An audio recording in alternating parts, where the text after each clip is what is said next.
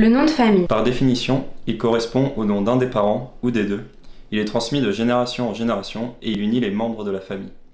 Mais le nom seul ne suffit pas à créer un lien. La nature des relations des uns envers les autres est à l'origine du sentiment de faire partie d'une famille à laquelle on est attaché ou pas. Pour des milliers de personnes, le nom de famille est synonyme de souffrance. Aujourd'hui, nombreux sont ceux qui portent le nom d'un parent qui les a maltraités ou abandonnés, avec qui ils n'ont aucun souvenir familial. Je pense qu'il est vraiment nécessaire de nous allier pour ces femmes et ces hommes. Le nom ne fait pas qu'unir des personnes, il nous rend également uniques. Il est notre identité.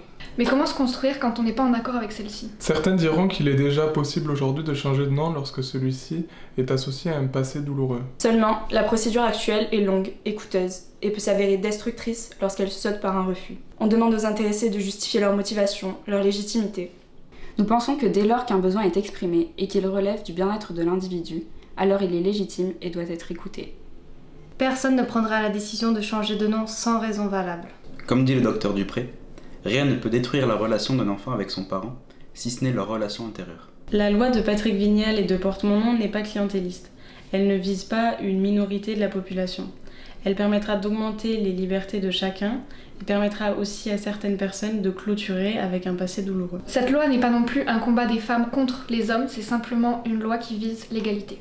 Si 80% des enfants portent le nom de leur père, ce sont bel et bien les femmes qui sont le plus touchées par les difficultés de faire valoir leur parentalité en cas de divorce. Pour autant, cette loi nous concerne tous. Un enfant peut porter le nom de son père, de sa mère, ou bien les deux, depuis 2005. Aujourd'hui, il est question de pouvoir changer de nom quand il nous fait souffrir et quand on est majeur. Il est question de donner leur place aux deux parents, qu'ils soient séparés ou non par le biais du nom d'usage. Et parce que les familles de demain ne sont pas celles d'hier, qu'elles tendent à se différencier, à prendre des formes différentes, il est temps que chacun puisse trouver sa place. Sénatrice. Sénateur. Votez la loi.